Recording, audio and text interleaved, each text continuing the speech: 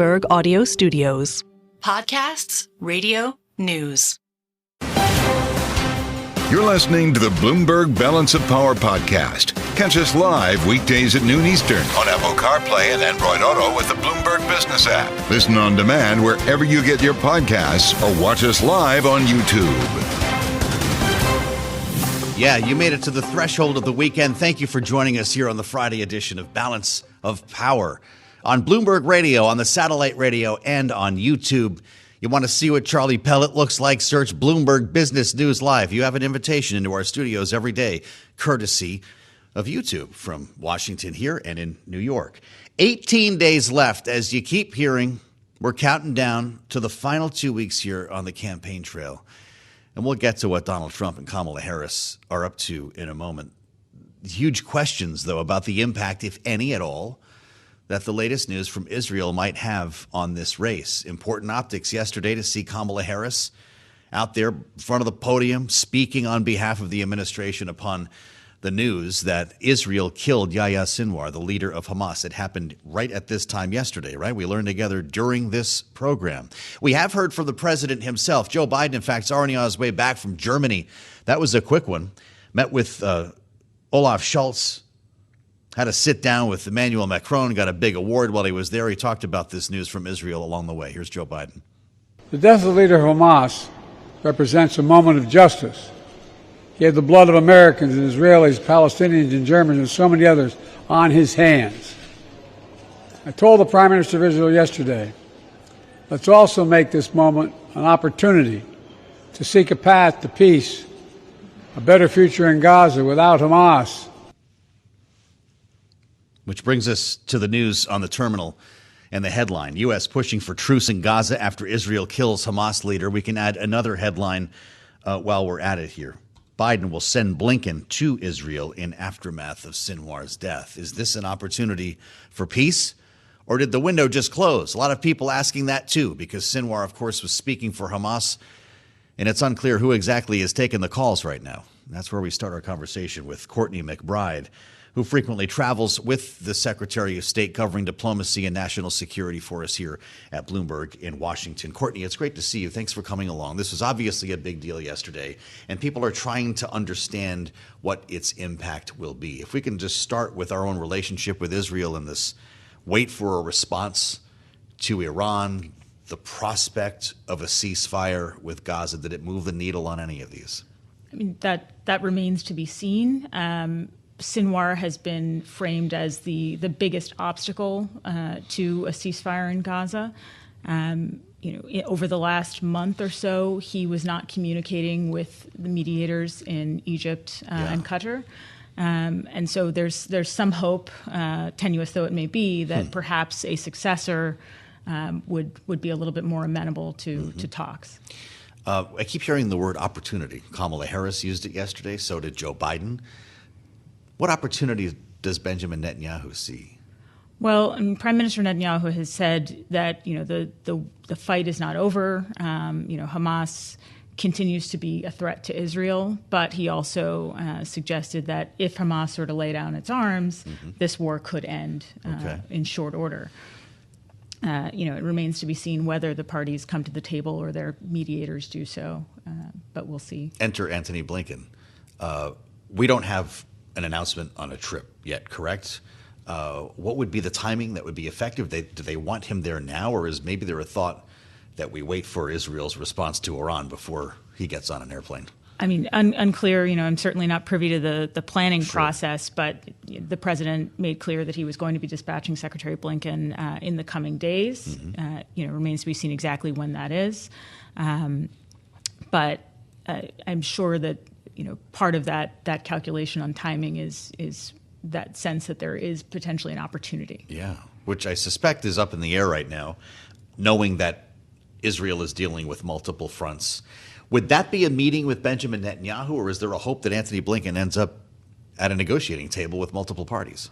Who knows? As we know, CIA Director Bill Burns has been leading the hostage negotiation and ceasefire deal talks on behalf of the United States. I have no reason to believe that would change, but certainly, if Secretary Blinken is being sent to the region, he would presumably be meeting with Netanyahu or other senior leaders. Joe Biden said something awfully important right when he was getting on the airplane.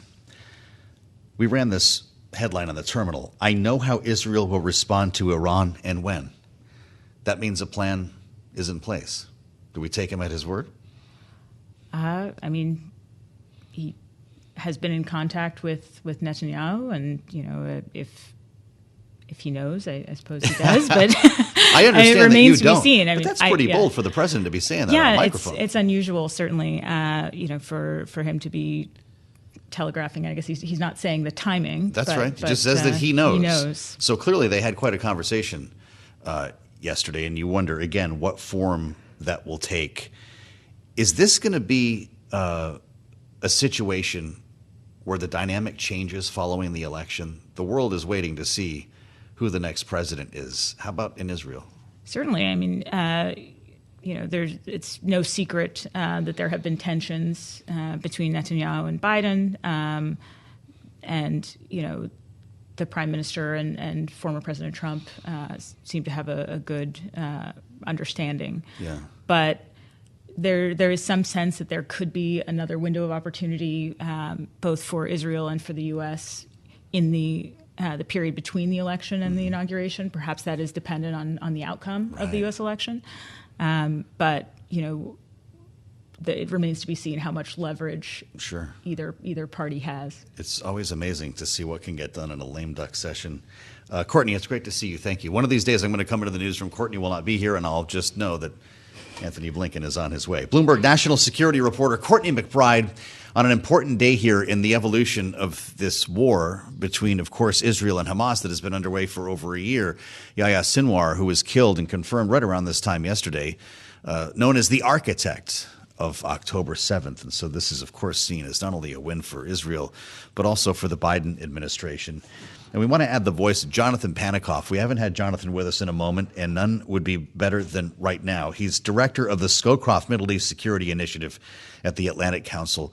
Jonathan, welcome back to Bloomberg. It's good to see you. What do you make of Joe Biden with this revelation before getting on Air Force One? I know how Israel will respond to Iran and when. Is this plan cooked? Great to be back with you. Look, I think certainly it reflects, frankly, better and greater coordination than we saw when it came to Israel's strikes against Nasrallah, when it came to Israel's strikes against Hania, when the U.S. clearly was not informed. I think it also reflects a recognition in Israel that as much as Prime Minister Netanyahu may want to go it alone and keep things close hold, when it comes to Iran, it's just a different category than Hezbollah or Hamas. The reality is Israeli strikes in Iran have a huge impact on the U.S.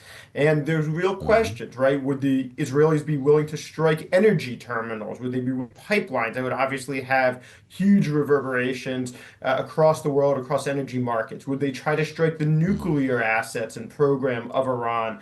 I think actually having it be coordinated with the U.S. is a positive thing.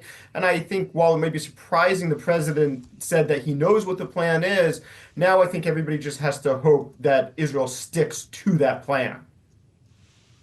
Well, there was reporting that the Biden administration had essentially talked Israel into avoiding oil installations, never mind the nuclear weapons program, and we've seen the oil market respond accordingly. That brought prices down quite a bit.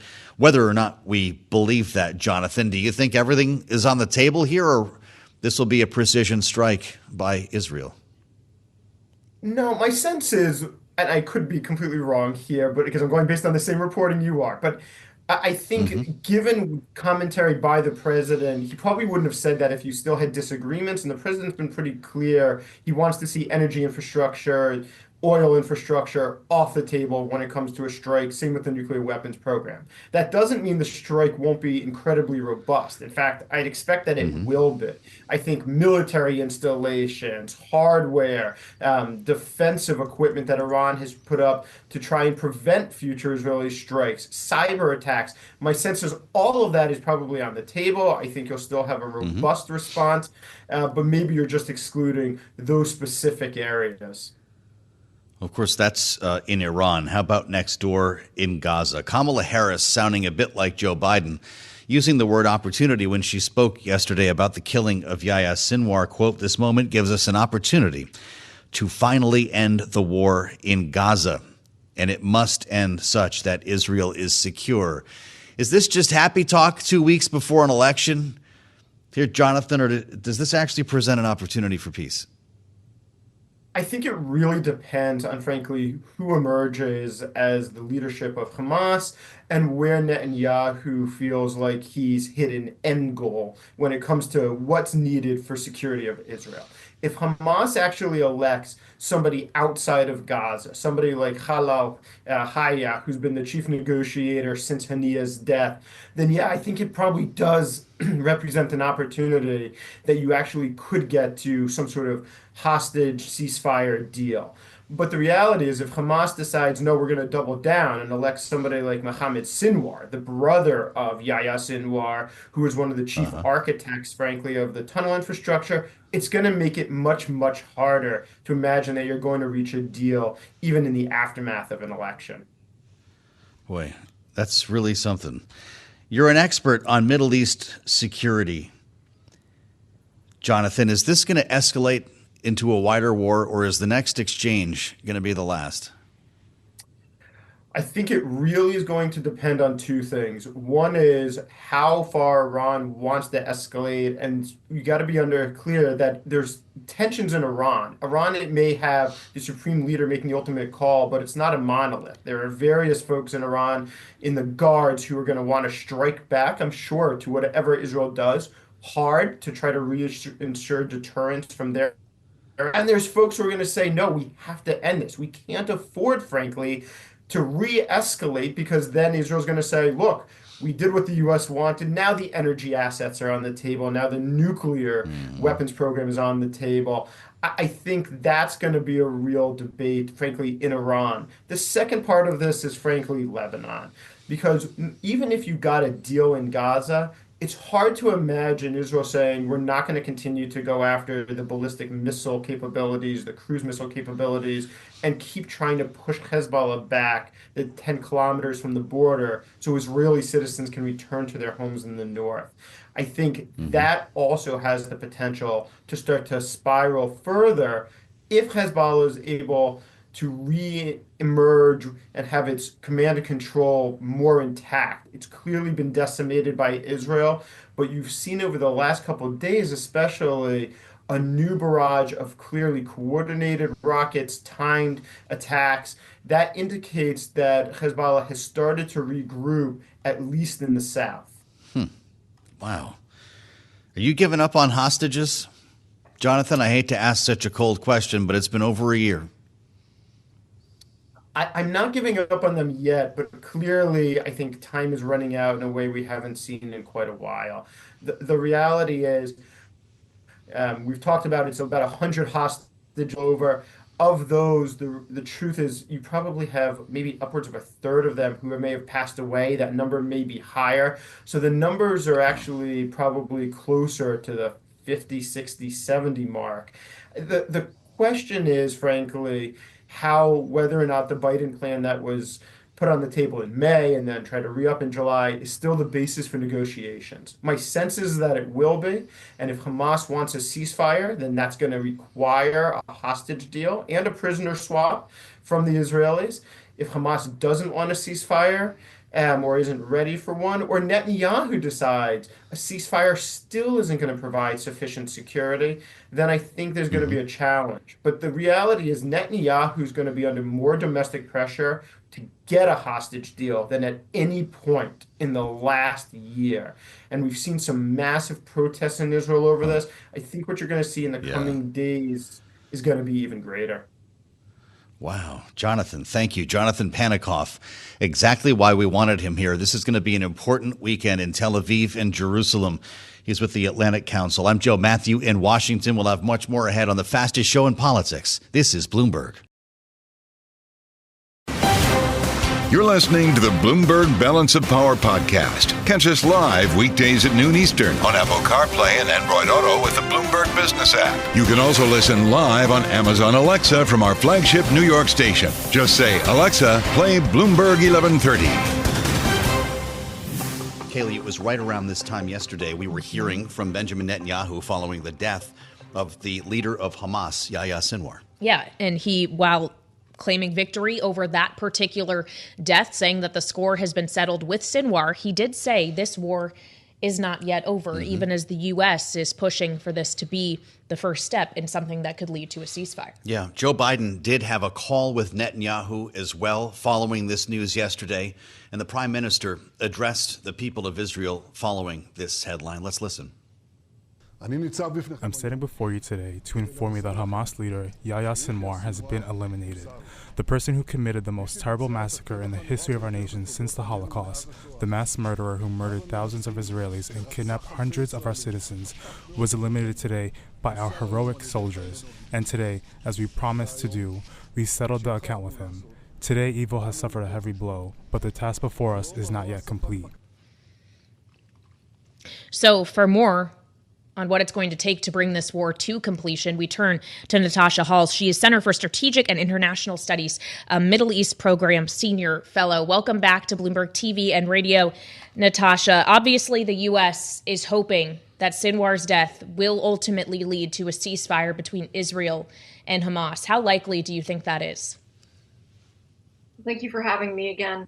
I don't see how this changes very much, and that's emphasized in Netanyahu's recent remarks, but even Benny Gantz's remarks right after Sinwar's death, basically saying that the war would continue for years to come. I do not see a ceasefire happening by the U.S. election time. Unfortunately, I don't think Sinwar's death necessarily changes that, and we've also seen the public statement from Hamas saying that their issues are remained unchanged, that they're looking for a ceasefire and the withdrawal of Israeli troops. Natasha, Joe Biden said something pretty compelling as he was getting on Air Force One, leaving Germany a couple of hours ago. Quote, "I know how Israel will respond to Iran and when." That must have been quite a phone call with Benjamin Netanyahu yesterday. Should we believe that Israel's response to Iran is now set? That's really unclear, but yes, it seems like President Biden knows what's going to happen. There's been sort of analysts thinking that it would probably be military installations that would be in play here with Israel's retaliation on Iran. And that could be, the big scene setting that Biden wants to have before the election instead of all eyes on what's going on in Lebanon right now and in Gaza. Well, so as we consider Iran here, it's one thing to think about how Israel is going to approach Iran and response to Iran's attempted attack from earlier this month. It's another to consider how Iran is going to respond to another senior leader, the most senior leader of one of its proxies, being taken out by Israel, as we've seen with Hezbollah as well. If its proxies are weaker, is Iran going to fear it itself looks weak? What does this do to its behavior? I mean, I think everything that we've seen, especially in the past 2 or 3 months, has been quite humiliating for Iran. I would actually say the assassination of Ismail Haniyeh, who was sort of the political negotiator of Hamas, was more humiliating for Iran because it happened in Tehran. It happened within a highly secure IRGC compound. This was Sinwar dying in battle. Almost, heroically to the end, even though he is, by all accounts, a sociopath. So I think the other things that we've seen have actually been bigger challenges for Iran. The pager attack, the assassination of Hassan Nasrallah. I mean, Hezbollah is really the crown jewel for Iran. Hamas is more of an ideological, I would say, sort of ally and helps boost Iran sort of amongst, in the world as part of the Palestinian resistance. But really the firepower comes from southern Lebanon with Hezbollah. Mm-hmm. It's a really important distinction, Natasha, where the U.S. went out of its way to make clear that America did not take part, did not help Israel in this raid. To your point, it was essentially an accident on the battlefield that they came face to face yesterday. Will the U.S. help beyond a defensive posture when Israel responds to Iran? That's a great question. I mean, I think with regards to anything at this point, this is U.S.'s war. The U.S. has to be dragged in to defend its ally, Israel. And I think that's the scary part here, because we will see an Israeli retaliation, and then we potentially will see more regional escalation and more U.S. presence in the region, and the United States really getting dragged into, I believe, a war that it doesn't want to have on its watch. We understand, Natasha, that Hamas is likely going to be naming a successor to Sinwar based in Qatar. Sinwar was in Gaza. He was very much at the center of where all of this activity is happening. Qatar has been a mediator in conversations between Israel and Hamas in the attempted ceasefire negotiations. How significant would it be if the new leader of this organization is based in a mediating country, in a third-party country? That's a great question, and we call them hotel guys. So essentially people that are holed up in hotels in Turkey or Qatar and aren't really part of the fight on the ground. And there's been a few names floated to that effect that could potentially be more conciliatory, one of them being Sinwar's deputy and the other one being Khalid Mashal, which we all know of for many, many years now with Hamas, although Iran would probably not like that appointment. But the other option is someone like Mohammed Sinwar, his brother, who is on the battlefield. And it's unclear to me how somebody outside of the country necessarily can dictate actions on the ground at this point. So you could see some conciliatory gestures from these guys in Qatar, but it remains to be seen how people will feel sort of on the ground. This has started a whole new round of conversation, Natasha, about whether Kamala Harris will bring a different approach to this than Joe Biden. We were struck yesterday to see her speaking for the administration because the president was in the air on his way to Europe. What is your view on this? If she were to win this election, what would be the difference between a Harris and Biden administration when it comes to Israel? Well, that's the big question, I think, especially for millions of Arab Americans. It's very difficult to tell. Kamala Harris cannot really distance herself from the president. So it's really unclear. She said recently in an interview that she will be different from a Biden administration. But on this issue in particular, she's been very, very close to the Biden administration, and we really haven't seen much daylight between them aside from tone. So I do think that it will be very difficult to see any kind of progress until the U.S. election happens. I do not think that the Netanyahu government wants to deliver Harris a win with a ceasefire before the election, frankly. And so it's really impossible to tell. What we do know is that Trump cut off access to or cut funding to UNRWA, the UN agency that assists Palestinian refugees across the region, when he was president. And we do know that he was quite close to Israel and Israel's interests. That said, it's still really unclear to me what really tangible differences there will be with a new administration. Well, Kamala Harris has maintained when she's been asked that she would not support an arms embargo to Israel, that she will continue to support Israel's defense of itself. But this administration has warned if the humanitarian situation doesn't improve in Gaza in just the next few weeks, they will begin to withhold arms. Do you think that is a real threat, Natasha, or an empty one? That's also a really good question. We saw this letter recently from Secretary of Defense Lloyd Austin and Secretary of State Antony Blinken, basically alluding to U.S. law that says that we cannot sort of deliver security assistance to a country that does not allow U.S. humanitarian aid in. And we've seen famine-like conditions in Gaza, really a horrific humanitarian situation. That said, that letter came out expecting Israel to make progress within 30 days. Well, 30 days gets us to the U.S. election. So it's unclear to me if this is a really serious threat. We've seen sort of behind the scenes threats like this before, and Israel making a little bit of progress, but then reversing course immediately, and there being really no such consequences. So I have a feeling, given Harris's recent comments on sort of not moving forward with an arms embargo, that this might be one more sort of hollow threat. The Secretary of State is being dispatched, the president says, to the region. I presume he'll be sitting down with the Prime Minister. Natasha, you can let us know what you think of that. But I wonder how this timing is going to work out. Clearly, they don't want Antony Blinken to be in Israel when it responds to Iran, correct? That's unclear to me, because it might be seen as a win for the administration, depending on who their audience is. But that said, I don't know if they're assuming that there will be a ceasefire. The Netanyahu administration has not been particularly friendly towards the White House and administration officials in the past year, if not before that. So it's unclear. It's probably related to the response on Iran. But there is no doubt that I'm sure, Secretary Blinken will aim to move towards some kind of ceasefire, or at least opening of humanitarian aid.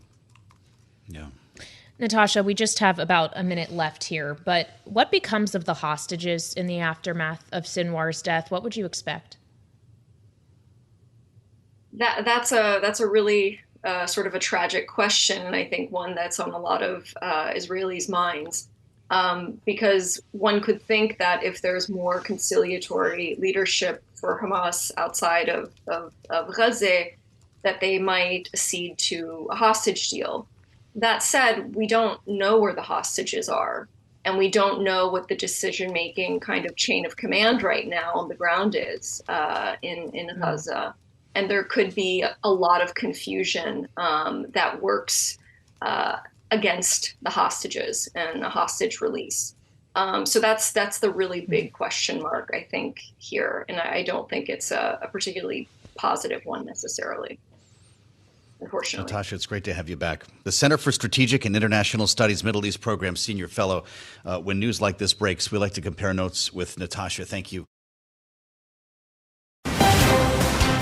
You're listening to the Bloomberg Balance of Power podcast. Catch us live weekdays at noon Eastern on Apple CarPlay and Android Auto with the Bloomberg Business app. Listen on demand wherever you get your podcasts or watch us live on YouTube.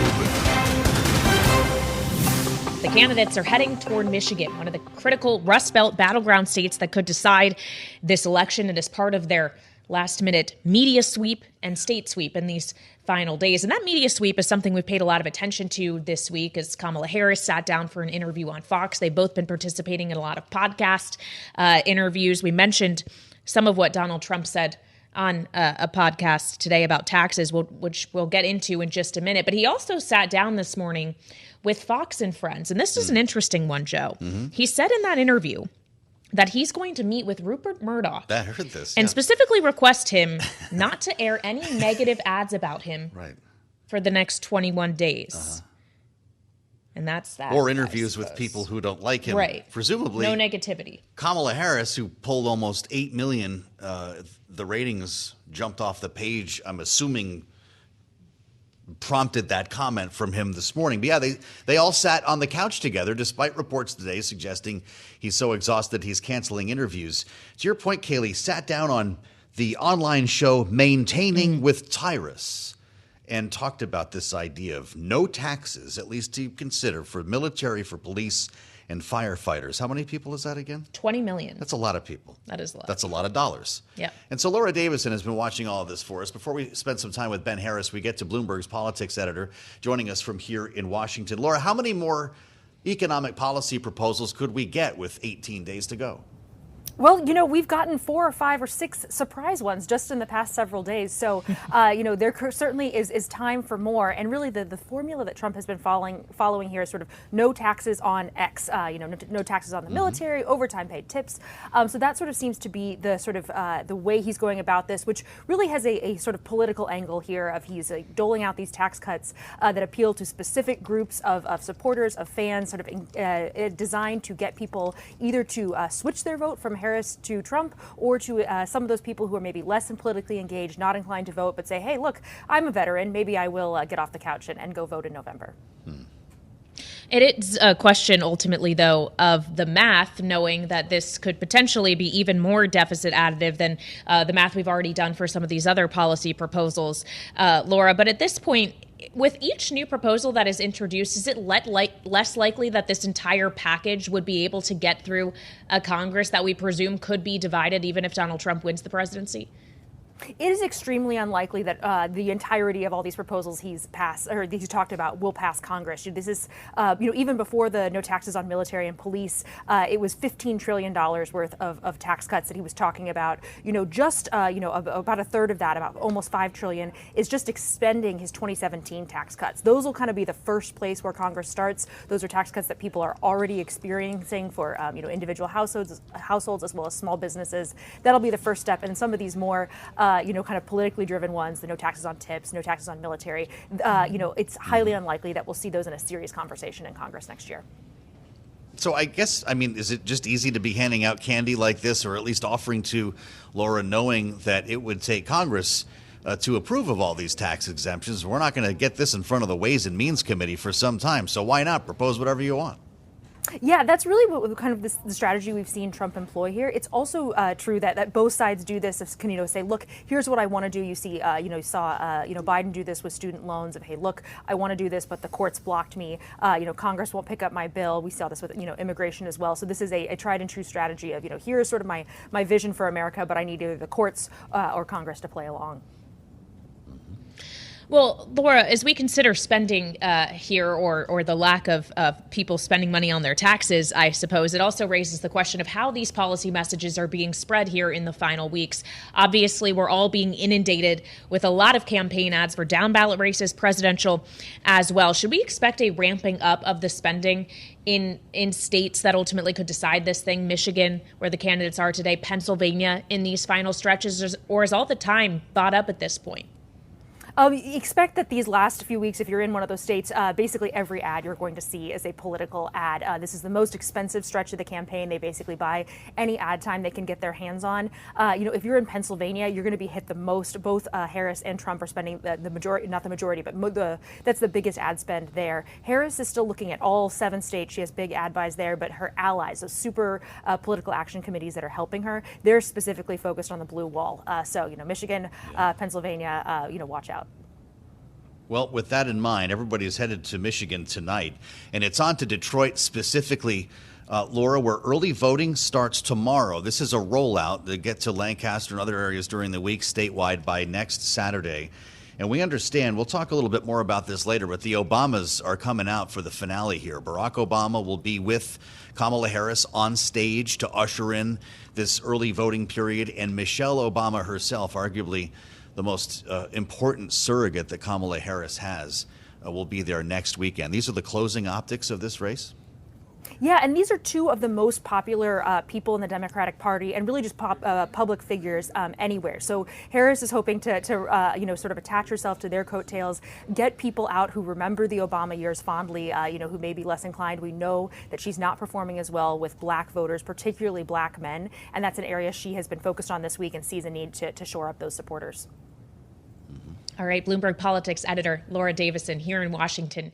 Thank you so much as we assess some of these policy proposals we're still getting from the candidates as they take their messages to the swing states with just a handful of days to go at this point until the election. 18? You act like it's late in the game for this type of thing to be happening. Well, it kind 18 days does feel a little late in the game here. But of course, it's not too late to start putting together some math on this, as we have seen a number of nonpartisan groups do. And we want to get more into the math and potential economic impact of some of these policy proposals and turn now to Ben Harris. He is former Assistant Treasury Secretary during the Biden administration. He's now Brookings Institution Vice President and Director of Economic Studies. He is here with us in our Washington, D.C. studio. Welcome to Bloomberg TV and Radio. Ben, it's good to have you. Thanks.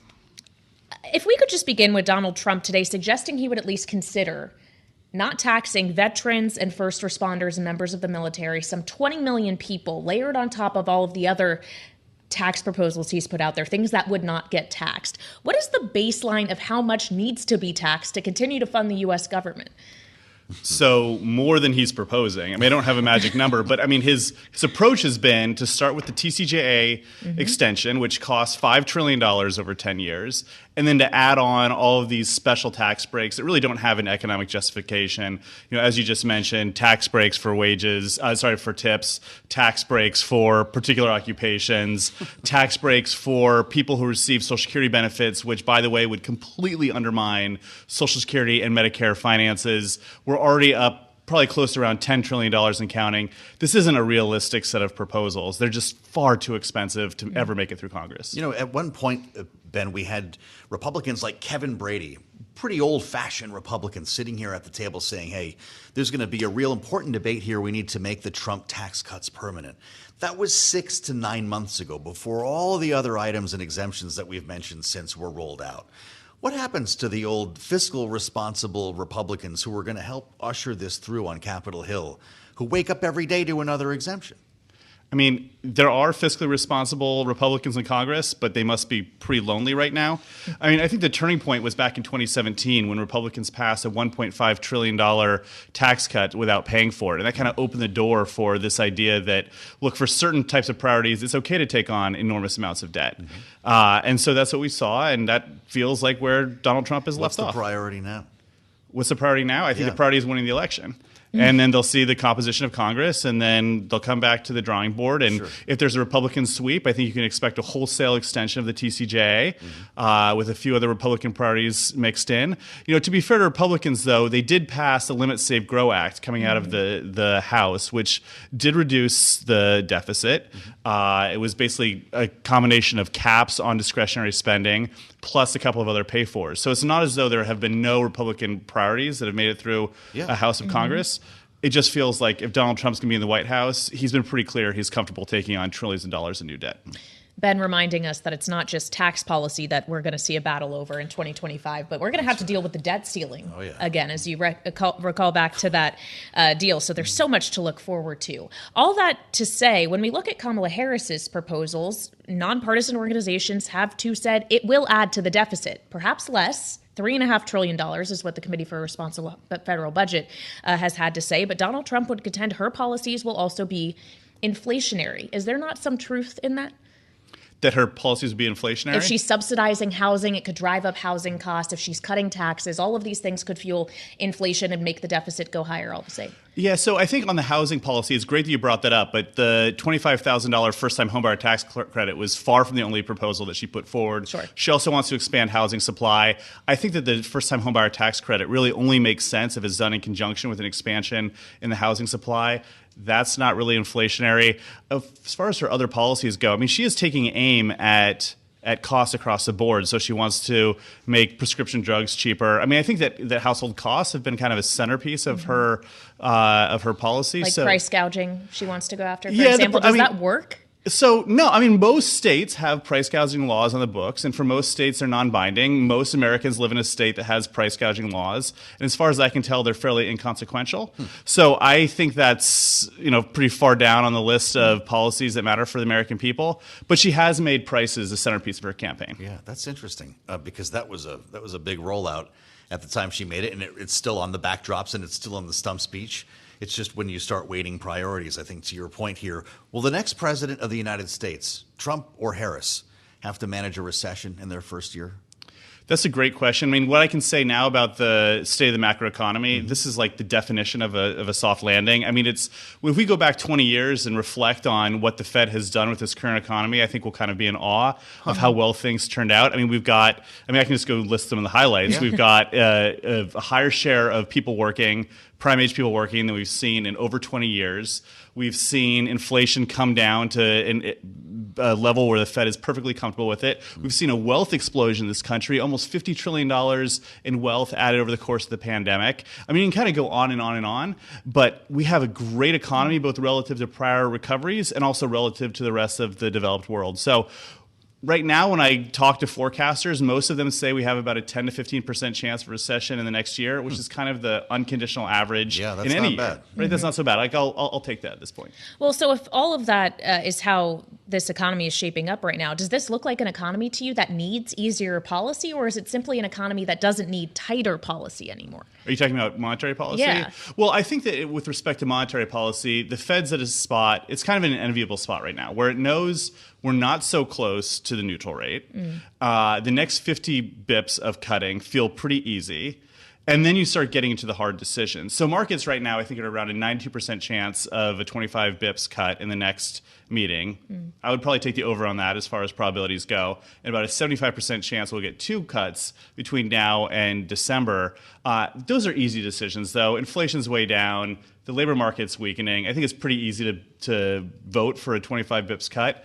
But after we get past the 4.5% for the Fed funds rate, we get closer to 4. That's when the hard decisions start coming. Donald Trump was asked in the Univision town hall earlier this week, what would happen to agriculture jobs and other parts of the labor market if he followed through on what he calls mass deportation? He didn't use that term in this conversation, but he also didn't really answer the question. Do you have a sense of what would happen to the job market if you shut down the border and conducted a mass deportation of millions of migrants in the country? Yeah, so these are 2 different policies. So let's separate them out. Right. I mean, so both Kamala Harris and Donald Trump want to shut down the border. Kamala Harris backs the Biden plan, which essentially puts in place a whole host of different policies. She backs the Senate compromise. Yeah, exactly. So what we're really talking about now, the difference between the 2 candidates is what would happen if we saw mass deportation on the order of something we've never even come close to seeing in this country. We're talking about potentially immigration agents going to schools, going to places of business, potentially checkpoints. It's really unclear how you're going to find 10 million people to kick them out of the country. From an economic perspective, economists don't love kicking workers out at a time when you have worker shortages. So if you look at some of the estimates coming out of Goldman Sachs, if you look at estimates coming out of the Brookings Institution, nonpartisan estimates, you do find a hit on growth simply because we need workers and now is not the best time to kick them out of our country. So that could hasten the recession in the first year. Yeah, I think the probability of recession goes up if you're talking about 60% tariffs on Chinese goods and if you're kicking millions of people out of the country. Yeah, so it becomes a demographic consideration, right? The U.S. needs immigration to maintain its workforce. Definitely. All right, Ben, thanks for joining us. Thanks for having me. Absolutely. Ben Harris back at the table. Don't be a stranger. Brookings Institution, former Assistant Treasury Secretary in the Biden administration, with his experience and view today in Washington. I'm Joe Mathieu alongside Kailey Leinz here in the nation's capital. We'll assemble our panel next. We've got an interesting week ahead on the campaign trail. Donald Trump behind the fry-later at McDonald's and the Obamas joining Kamala Harris. That's right. In Detroit. Indeed. We're going to see them at a number of rallies in these final weeks here ahead of the election. Joe's really fixated on the McDonald's. I just want to see the optics. How are they going to do this? And does he wear the uniform? The questions so many we have only here on Bloomberg TV and radio. You're listening to the Bloomberg Balance of Power podcast. Catch us live weekdays at noon Eastern on Apple CarPlay and Android Auto with the Bloomberg Business app. You can also listen live on Amazon Alexa from our flagship New York station. Just say, Alexa, play Bloomberg 1130. Ahead of what we expect will be an appearance by Donald Trump at a McDonald's this weekend. He's actually going to work the machinery. Behind the fry cooker. We understand. Bucks County. Joe's very excited about this. This could be the highlight of the campaign. Or will it be the Dukakis helmet and the tank moment? It's going to be one or the other, Kailey, and we'll be there to find out. Yes, of course. Just like we were there to find out what happened at the annual Al Smith dinner in New York last night. Donald Trump was there. Kamala Harris was not. She sent in a video instead. So let's get a little taste of what both of them had to say. My opponent feels like she does not have to be here. But if you really wanted Vice President Harris to accept your invitation, I guess you should have told her the funds were going to bail out the looters and rioters in Minneapolis. Thou shalt not bear false witness to thy neighbor. Indeed, especially thy neighbor's election results. And maybe don't say anything negative about Catholics. I would never do that, no matter where I was. That would be like criticizing Detroit in Detroit. Ooh, and they're going to Detroit tonight. So she brought Mary Catherine Gallagher with her, Kailey. Interesting device when you're speaking to a massive Catholic charity event. Look, this is supposed to be lighthearted, right? Fun-spirited, self-deprecating. That's the idea. Yeah. She doesn't even show up. Donald Trump criticized her for it, insulted her intelligence, the manhood of her running mate, and questioned the veracity of her marriage. All in the first couple of jokes. He actually had pretty nice things to say about Eric Adams and Chuck Schumer, of all people. But it was kind of an awkward night. There was just as much booing and golf clapping as there was laughing. Well, and so I guess it raises the question of if this is a win for Donald Trump that he decided to show up when Harris did not, or if we're just calling this one even. I'm going to call it a win for Jim Gaffigan, who emceed it. Let's assemble the panel and see what they make of all of this. I don't know if these things matter anymore. Nothing's the same, right? Jeanne Zaino is with us, Democratic analyst, Bloomberg Politics contributor, and political science professor at Iona University. Joined today by Brittany Martinez, Republican strategist, founder of Spina and Company. What do we think about this, Jeanne, events like this, the big white tie dinners? There are a bunch of famous people up on the dais. We've got a celebrity comedian as the MC. Does it actually help the campaigns to take part in this, or did Kamala Harris make the right decision to be in a swing state last night? I think she made the right decision. You know, this is a lot of inside baseball. Who doesn't love one of these dinners? It's an old tradition in politics. I think it's sad to see it run by the wayside, but I do think that is what we are seeing, because you see campaigns increasingly turning their nose at some of these events that they just think it's not going to pay off. So Donald Trump with 60 Minutes, Donald Trump with the White House Correspondents' Dinner, now, following Walter Mondale of all people, Kamala Harris with the Al Smith dinner. And I don't think it's going to cost her any votes in an election this tight. So she made the right decision. But I think for anybody who likes old style politics, it is a turn of the page, so to speak. Wow. Well, so if we consider what was actually said by Trump at the dinner, or what we've been hearing from Donald Trump in recent interviews, as recently as this morning when he was on Fox and Friends disparaging Nikki Haley, talking about how resoundingly he defeated her in the primary. Brittany, is this would this be concerning if you were a member of his campaign, the way in which the tone, the conduct is being displayed in these final stretches of a race where those undecided voters might just now be making up their minds? Well, apparently not, because he continues to do it and they don't really play clean up on aisle one anymore. I mean, I think that at this point in the race, we already know that he doesn't really care about those Haley voters. He's said it time and time again. Oh, there weren't that many of them to begin with. Even today to say like, oh, you know, she's already on the campaign trail, which I don't know if that's true or not. I don't know that I've seen her out there, but I don't think it's helpful. At this point, does it matter? Are those voters undecided? Have they decided to vote for Harris, write in, or vote for him? It's going to be a mix of all three. But the one thing I'll also bring up, which is unrelated but still really interesting from that interview, is that he said some folks at Fox News helped him write those jokes yesterday. And I think that's pretty alarming and, you know, probably shouldn't have been done. So it was a very illuminating interview for sure. Well, I don't know who the Republican is here, Brittany, but Donald Trump is making some news. Earlier today in an interview, he talked about at least considering the idea of a tax exemption, no taxes on police, firefighters, and military. The instant question, of course, is how do you pay for it?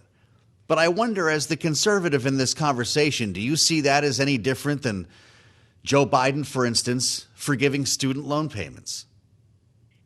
as I was preparing to come on, and I knew this topic would probably come up, that is exactly what I was thinking. I think it's an empty promise. I don't think anything is going to happen with this. Though in theory, like, maybe it makes sense. My dad is a retired officer. I remember growing up and thinking, oh, well, taxes we pay go to your salary, so why do you also have to pay taxes? And then I grew up and I learned the way that the economy works. I don't think that it's going to work. We're already trillions and trillions of dollars in debt, 8 of which he sank us into. So no, this isn't a very conservative policy at all, though of course I'm so thankful for our first responders and our military, our veterans, and all of those folks. Well, I think we all agree with you on that, Brittany. Jeanne, as we consider the idea that this is not only a policy proposal that would have a fuzzy-looking future if he actually wins the presidency as he tries to get all of these things through Congress, it's also just worth questioning, is it too late to be offering something like this? With 18 days to go, Jeanne, who's still paying attention to new policy ideas? I think he is throwing everything at the wall, seeing what sticks, and hoping that it sticks. It may be a little late. Look at in the all-important state of Michigan. For the first time, they're allowing early voting in a presidential election. We've already had 1 million people vote. So to your point, it is getting late, but he keeps doing this. I think the more important point is that we really don't in Donald Trump, and I even think to a certain extent in Kamala Harris, I have to say, have somebody with the economic literacy and prowess we need to make these kinds of proposals. For him to stand up there and say, just as an example, and then her follow suit, if you make $40,000 in tips, you won't pay taxes, but the first responder potentially next door making $40,000 will, makes 0 sense. Not to mention, as you just said, none of this is going to get through Congress. So the sort of gulf in economic literacy we're seeing all over this campaign is very challenging. And I do blame that on the party leadership, because you do have senators on both sides who know that this is hogwash, it'll never get through, who are saying, oh, we'll look at it when it comes to us, if it comes to us. And so that's what we're getting. It's the operization of politics. Everybody gets something. And in the end, the American people are going to lose out, because this is not a serious discussion about the economy.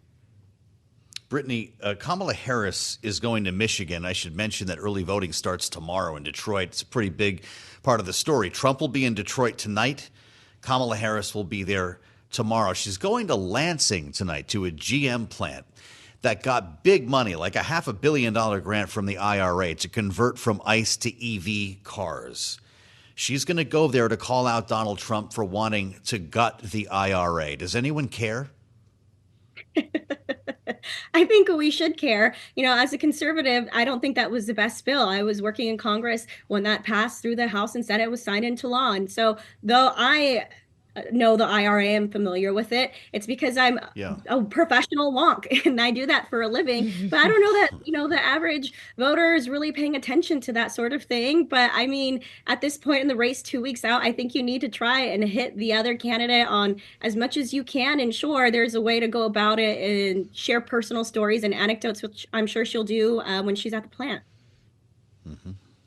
Well, as we consider what the candidate is saying, it also, in some sense, Jeanne, is about what surrogates are saying, too, and who else is out there in support of Donald Trump and Kamala Harris. And next week, we're going to see both Obamas campaigning in some of these swing states, in Georgia and then Michigan in the case of Michelle Obama. And then she'll be holding a rally in Atlanta the week after that. How powerful a force are the Obamas at this stage in the race? They're powerful. We've got, for Kamala Harris, she's got 2 former presidents, and Barack Obama, who's been out and is coming out next week, as you mentioned, again, the very, very popular Michelle Obama, Bill Clinton on the trail. I've been following Bill Clinton. He is, makes a very good surrogate, particularly to some of these rural areas. He's been out with Tim Walz. So it is very useful in getting out the vote. But I think this late in the game, more important than the surrogates, is the ground game and getting people to the polls, out to vote and vote early. And so that is where the campaign on the Democratic side has an enormous advantage, is with the ground game. Of course, you've got Elon Musk on the other side trying to help the Republican side on that very issue. And they are right to target money there, because this is all going to come out to turnout. And so that's where the ground game matters more than anything, I think, at this point. Who will be more effective, Jeanne, at harnessing the power of the early vote? This is something that Donald Trump has confused a bit in terms of messaging, calling it stupid. The RNC has gone out of its way to encourage people to do this. Donald Trump seems to have come around on it. Are we going to see a major influx of GOP voters voting early? I suspect we will, and that's one of the big questions. Does his turnabout sort of yield that kind of response? And we are seeing some big early vote numbers in places like Georgia. So the numbers are coming in. We just don't know, obviously, how they're voting. So when we find that out, I think we will see an increase in Republican turnout. Early turnout, I should say. All right. Jeanne Zaino, Senior Democracy Fellow at the Center for the Study of the Presidency and Congress, today alongside Brittany Martinez, founder of Espina & Co. and Republican Strategist, our political panel on this Friday. Thank you so much. It is Friday. Hear, hear. TGIF. As we are in these final weeks of the election, it does feel like each week has enough news to pack into a month. And that doesn't just go for what's happening in domestic politics. It goes for geopolitics as well.